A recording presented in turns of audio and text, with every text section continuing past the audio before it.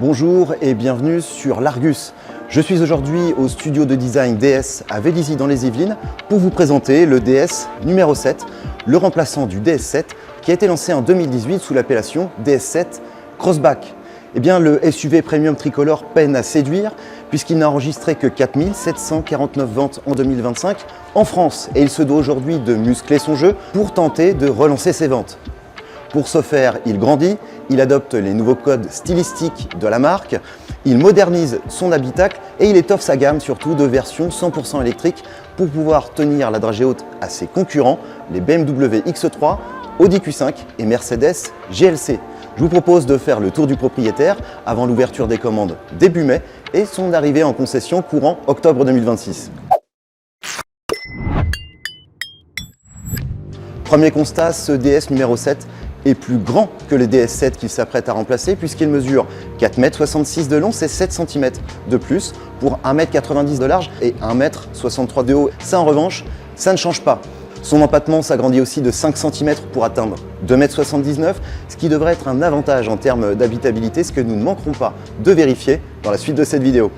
Allez, on passe au style de ce DS numéro 7 qui s'inspire beaucoup de celui de la numéro 8. On retrouve un capot presque plat avec une nervure centrale qui plonge sur un bandeau noir qui sépare des optiques de phare notoirement effilées. La signature lumineuse complexe se divise en 3 parties. Une série de 8 points intégrés dans les optiques, des stries entourant le logo éclairé sur la calandre et de grandes barres de LED verticales de part et d'autre du bouclier. Un bouclier qui hérite d'une grande entrée d'air en partie basse, doté de volets actifs dans un souci aérodynamique. Sur les flancs, les lignes sont épurées, les surfaces de carrosserie sans aspérité. On constate d'ailleurs que les poignées de porte sont affleurantes à l'avant et intégrées au montant C à l'arrière. Et puis ces arches de roue noir brillant, tout comme les bas de porte, lui donnent un petit côté baroudeur chic qui est dynamisé d'ailleurs par cette ligne de pavillon légèrement plongeante vers l'arrière et qui, on le verra tout à l'heure, est animée par un béquet. Un pavillon qui s'habille de noir en option, comme le capot d'ailleurs. À l'arrière, un béquet enveloppant domine une lunette arrière très inclinée. La signature lumineuse adopte la même physionomie que celle de l'avant, avec des feux horizontaux et des barrettes verticales à LED. Le haillon, très lisse, surplombe un pare-choc intégralement noir laqué.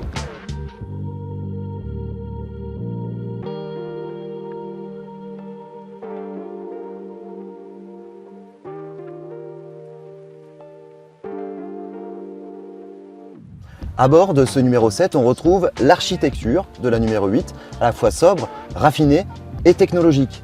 La planche de bord, au dessin parfaitement horizontal, se divise en 2 parties. En bas se situent les aérateurs centraux et une ligne de boutons pour commander l'aération, le dégivrage et la climatisation. En haut, on retrouve les aérateurs latéraux, un écran tactile central de 16 pouces compatible Apple CarPlay et Android Auto sans fil, et un compteur numérique de 10,25 pouces derrière le volant en X, équipé de commandes pour gérer le volume, les appels, le régulateur de vitesse et le freinage régénératif. Le tout étant complété par l'affichage tête haute. La console centrale est identique à celle de la DS numéro 8 et intègre un espace pour déposer un smartphone, le sélecteur de vitesse, un raccourci pour les modes de conduite et la fonction One Pedal permettant aux versions 100% électriques de freiner jusqu'à l'immobilisation du véhicule sans toucher la pédale de frein. On est très confortablement assis dans des sièges en tissu ou en cuir nappa façon bracelet de montre, comme dans notre modèle qui est une finition haute et même une collection, j'y reviendrai tout à l'heure. Et puis on a un confort de suspension, d'amortissement particulier dans cette voiture, puisqu'elle est dotée du DS Active Scan Suspension, et qui est dotée d'une caméra qui lit la route pour adapter l'amortissement en temps réel. Un système déjà présent sur le modèle actuel, mais qui a été ici amélioré, comme sur la numéro 8. Les matériaux sont plutôt qualitatifs, surtout en partie haute, c'est même, j'allais dire, raffiné, je l'ai dit tout à l'heure. En partie basse, c'est un petit peu moins bien. On hérite de plastique plutôt dur, notamment sur la boîte à gants. Sinon, j'allais dire, l'assemblage est tout à fait correct et à la hauteur du segment premium. DS a fait du bon travail de ce côté-là. Et signe que nous sommes dans une DS, eh bien on a droit à quelques raffinements, comme ces haut-parleurs qui sont intégrés dans une pièce de bois qui peut, comme sur notre modèle de présentation, eh bien être recouvert d'une fine feuille d'aluminium. C'est plutôt original et en tout cas, ça donne un peu de cachet à la voiture. La gamme évolue pour proposer 3 niveaux de finition, Aura, Palace et Étoile, ainsi qu'une collection de lancement baptisée La Première, limitée à 1000 exemplaires, comme sur notre modèle de présentation. De son côté, le nuancier compte toujours 6 coloris, mais renouvelle ses teintes avec les verts soyeux, gris palladium, crystal pearl, blanc alabaster, noir perlanera et bleu topaz.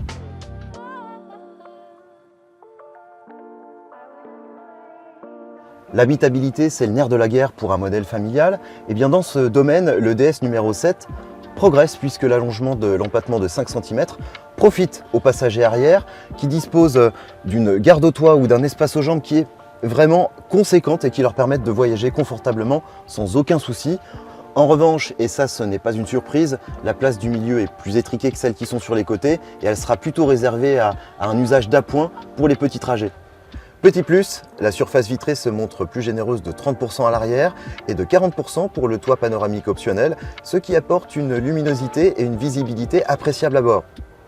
Côté coffre, les progrès sont plutôt minces puisqu'on passe de 555 à 560 litres sous tablette, ce qui est une valeur dans la bonne moyenne dans la catégorie. En revanche, on ne connaît pas le volume de chargement maximal une fois la banquette rabattue puisque la marque ne l'a tout simplement pas communiqué. Pour rappel, sur le DS7 qui va tirer sa révérence, il est de 1752 litres. Le DS numéro 7 abandonne la plateforme EMP2 pour adopter la plateforme STLA Medium du groupe Stellantis qui a été inaugurée par le Peugeot 3008 de 3e génération et que l'on retrouve aussi sur la DS numéro 8. Cela lui permet de diversifier son offre et de proposer des motorisations hybrides et 100% électriques. Exit la motorisation diesel 1,5 litre Blue HDI de 130 chevaux, l'entrée de gamme du SUV Premium est désormais incarnée par la version micro-hybride de 145 chevaux, une version qui est largement diffusée dans le groupe Stellantis. Dotée de la transmission automatique IDCS6 à 6 rapports, elle associe le 3 cylindres 1 litre de turbo-essence de 100 chevaux à distribution par chaîne à un petit moteur électrique 48 volts de 28 chevaux alimenté par une batterie lithium-ion de 0,9 kWh. La gamme électrique e-Tense se compose de 3 versions qui officient déjà sur la numéro 8. Celle de 230 chevaux dotée d'une batterie de 74 kWh offrant 543 km d'autonomie. La long range de 245 chevaux avec un accumulateur de 97 kWh pour un rayon d'action de 740 km. Et enfin une variante long range à 4 roues motrices de 350 chevaux équipée d'un moteur sur chaque essieu, de la même batterie de 97 kWh pour une autonomie de 679 km. Quelle que soit la batterie, 27 minutes suffisent pour recharger de 20 à 80% grâce à une puissance de charge de 160 kW. De quoi récupérer l'énergie nécessaire pour parcourir 200 km en 10 minutes. L'offre de motorisation va par la suite s'enrichir d'une version hybride supplémentaire. Alors la marque n'a pas encore révélé ce que sera cette version, mais il est fort probable qu'il s'agisse du 1,6 litre hybride rechargeable de 240 chevaux qui équipe la Peugeot 408 restylée. Contrairement à son prédécesseur qui était assemblé à Mulhouse, le DS numéro 7 sera fabriqué dans l'usine italienne de Melfi. Il arrivera en concession courant octobre 2026 à des tarifs qu'on ne connaît pas encore puisqu'ils seront révélés à l'ouverture des commandes début mai. Et puisqu'on parle de prix, le DS7 actuel dont la gamme est dépourvue de version micro-hybride électrique démarre à 51 850 € en version diesel Blue HDI de 130 chevaux. Un ticket d'entrée qui ne devrait pas baisser sur le DS numéro 7. J'espère que cette vidéo vous a plu. Si c'est le cas, n'hésitez pas à la liker, à la partager et à vous abonner à notre chaîne YouTube pour ne rien manquer de l'actualité automobile. Quant à moi, je vous dis à très bientôt pour une prochaine vidéo sur l'Argus.fr.